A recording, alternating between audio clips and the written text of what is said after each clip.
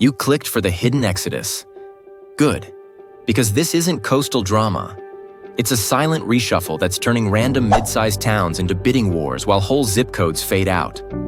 We're overlaying migration maps on a normal US map, and the pattern looks wrong, like a glitch in the matrix. By the end, you'll know how to spot a market that's quietly dying before your equity does, and the places winning the population lottery before the headlines. I'll show you ghost towns of the future and the accidental boom towns you've never Googled. You're not ready for what's next. You think the map looks normal. Counties, highways, the usual patchwork. Then we stack the change of address flows on top and it glitches. Entire rings around big cities glow red while towns you forgot existed ping neon like they just won a sweepstakes. It's real, it's happening, and it keeps happening long after the first wave of 2020 boxes got recycled. So here's the thing, the migration didn't stop, it matured. People aren't chasing skylines anymore. They're hunting for space, lower taxes, solid internet, and a Costco run that won't eat half a day. The criteria sounds basic until you see what it does to prices. Median home prices spike in places with a Sonic, a feed store, and reliable 5G. Sounds random, it isn't. But here's the catch. Headlines keep circling the same 3 cities while a convoy of moving trucks targets counties you can't place without Googling. Mid-sized metros and micropolitans with steady net in-migration are absorbing new households at a pace that breaks their school enrollment forecasts. Daytime populations in certain urban cores drift lower. Meanwhile, 25-minute commutes, newer builds, and fewer HOA headaches start to look like a life upgrade, not a compromise. This isn't one-year noise. USPS change of address records show consistent inflow lanes. IRS county inflow/outflow tables confirm who's trading zip codes and not looking back. Even the moving truck indexes keep pointing the same direction. Different data sets, same story. Durable, not a fluke. Think of it like everyone found the developer console and kept clicking spawn housing demand on counties that never saw it coming. Builders scramble. City councils rush to extend water lines. Rent ticks up first, then listings evaporate. Then the resale market gets loud. Remote and hybrid work quietly rewired the search radius. 2 or 3 days in office turns a 150-mile orbit into fair game, especially where flights are cheap and highways actually move. That small airport you once mocked? Suddenly it has the routes that make Tuesdays doable. And yes, we're going to get specific. I'm going to show you the micro signals that pop before the Zillow charts go vertical. Numbers that tell you a market is heating long before your group chat starts texting listings.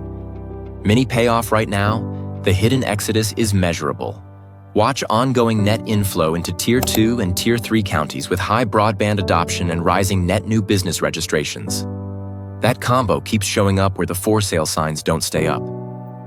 Now let's decode the data points that prove your neighbor didn't take a sabbatical. They left. So what numbers give away that your neighbor didn't just go remote for the summer? And which one-stoplight towns are about to get weirdly smug about their farmer's market? Here's the checklist I use when the map starts whispering. First, USPS. Watch active residential address growth versus vacant address reactivation. Active addresses up while vacants aren't being recycled means new households actually planted flagpoles. That's bodies on the ground before the MLS even notices. If you see a month-over-month climb in actives paired with flat or falling vacant reactivations, that's not flippers. That's families unloading moving boxes and learning trash day. Next, bandwidth. Pull speed test data and track fiber permits. If 5G and fiber installs tick up together, remote wages are on the way. There's a reason wage dispersion shows up after the fiber trucks do. When the median download jumps from Zoom with lag to 4K with Slack, demand follows. A county that suddenly shows multiple fiber pulls along arterial roads? That's future appreciation hiding in conduit. Schools and daycare tell the truth. Kindergarten enrollments creep first, then private daycare waitlists start doubling parents back to voicemail purgatory.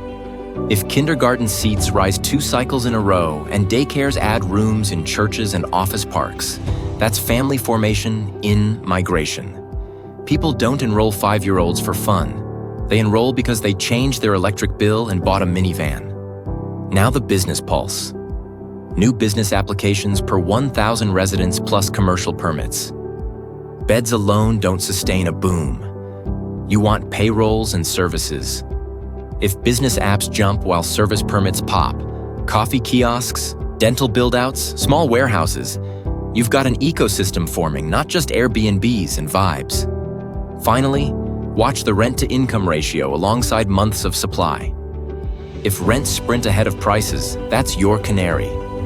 It means demand is pinching before sellers adjust. Keep an eye on months of supply under 2 for half a year. Yes, 6 straight months. And expect the resale market to behave like tickets to a reunion tour. So, which towns are heating? The ones ticking 4 out of 5 boxes right now. Active address gains, fiber permits, crowded kindergartens, and rising business apps. Where rents flared first. Why the price spikes? Remote wages landing in low tax, low NIMBY zones with fast internet. What proves the neighbors actually left? Permanent change of address filings lining up with new school enrollments and utility hookups, while urban DMV renewals quietly thin out. You can now smell momentum. Next, we separate the places that hold value from the ones turning into storage units with a zip code. 2 maps look identical. One keeps your equity safe. The other quietly siphons it. Same highways, same rooftops, totally different outcomes. Let that sink in. Here's the thing. A ghost town of the future isn't boarded windows. It's a slow fade. The working-age crowd shrinks. Homeowners age in place. Wages stall like a bad Wi-Fi connection. New businesses? Negative formation? Fewer shop lights turning on? Retail square footage per capita drifts the wrong way. More dead aisles than debit swipes. The twist is, it doesn't scream. It whispers until the budget breaks. Cheap can stay cheap. But here's the catch. Cheap can also get cheaper. Rental demand softens, investors redeploy to hotter yield, and property taxes inch up to patch holes. You don't notice it on a Saturday. You feel it when your insurance renewal lands and the city floats a levy just for a year. So how do you spot the slide early? Consecutive years of net outflow in IRS migration data. Months of supply rising and refusing to come back down. School closures or consolidations. Fewer kindergarten sections, longer bus routes. Retail bank branches packing up. Hospital services reduced or merged. That stack signals a shrinking tax base and thinning services. The slow bleed that turns maintenance into deferred maintenance. Counterpoint time. The accidental boomtown has a real spine. It's a regional hub with logistics adjacency, interstates, rail, or a distribution node that makes trucks smile. State incentives sweeten payroll math. Permitting that doesn't turn builders into archaeologists. And the airport you mocked for one gate? It just added 5 direct routes, which weirdly makes Tuesdays profitable for everyone. Contrast 2 counties.